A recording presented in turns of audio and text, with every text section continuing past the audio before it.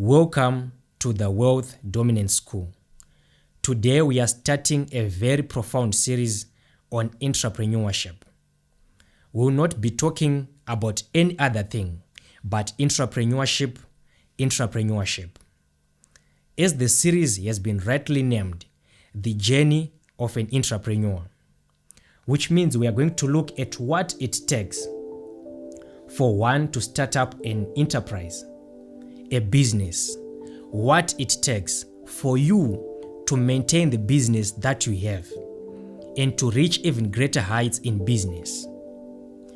As an entrepreneur, never at any given point undermine the information, the knowledge. Always try by all means to be exposed to the information, to the knowledge, because you can only grow as far as you know. In the journey of an entrepreneur, sometimes you try to look for a mentor for advice, and not many people can expose their challenges, their failures. For me to be sitting where I am, I've faced so many challenges. I've made so many mistakes. So failure should become normal in the journey of someone who wants to be successful. Failure is part of success. You fail on your way to success. So if you are an entrepreneur and you have never owed anyone money, you have not yet started, you get to a point where you are afraid to look at your phone, to touch your phone. It's month end. You are trying to figure out how best you can get the next dollar. You want to cover the rentals, the salaries, and other expenses. This is the journey of an entrepreneur. All the successful entrepreneurs, all the successful business people you know, they have gone through these things and they are still going through them. Because the more the enterprise grows, the more the demands also increase. But it's unfortunate that not all of them can share their challenges, can share their failures. I also want to touch on borrowing money. Most entrepreneurs have not been highlighted enough. They have not been given enough knowledge about borrowing. Most of you have been carrying these questions for a long time now. Is it actually good to borrow? Is it ideal for me to borrow if I want to start up a business? And today we want to address this issue for once and for all. Let me start by saying borrowing is actually a good thing, but most people miss it here. They borrow to maintain a lifestyle. They borrow to impress people. If you really know genuinely that you are investing into an idea that is carefully and well thought, into an idea that you are very confident and very sure that it will yield a profit, you can invest, you can borrow into it. We all know the story of Elisha and the widow of Zarephath in 2 Kings chapter number 4 verse number 3.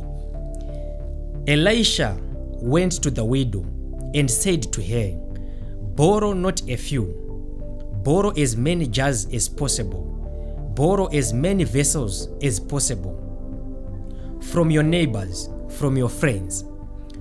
The reason why he told her to borrow, it is because she was borrowing into production. She was not borrowing into expenditure. So borrowing is not a problem.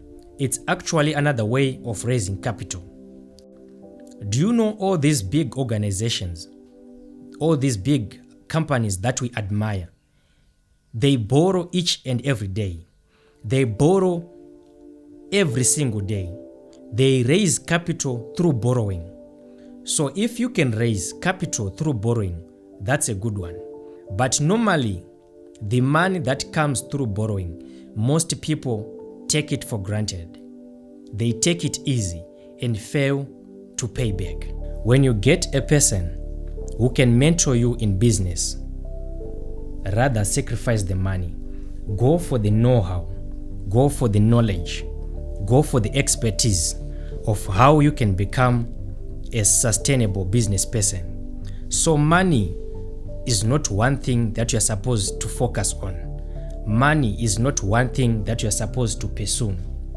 Because money is like numbers, and numbers have got no end.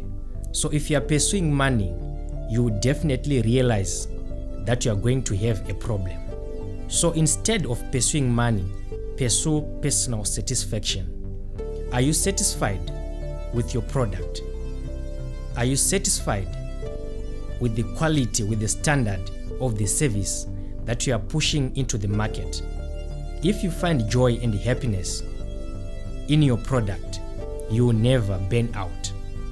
The moment you push something because you want to get the money out of it, there are days that you're not going to get the money.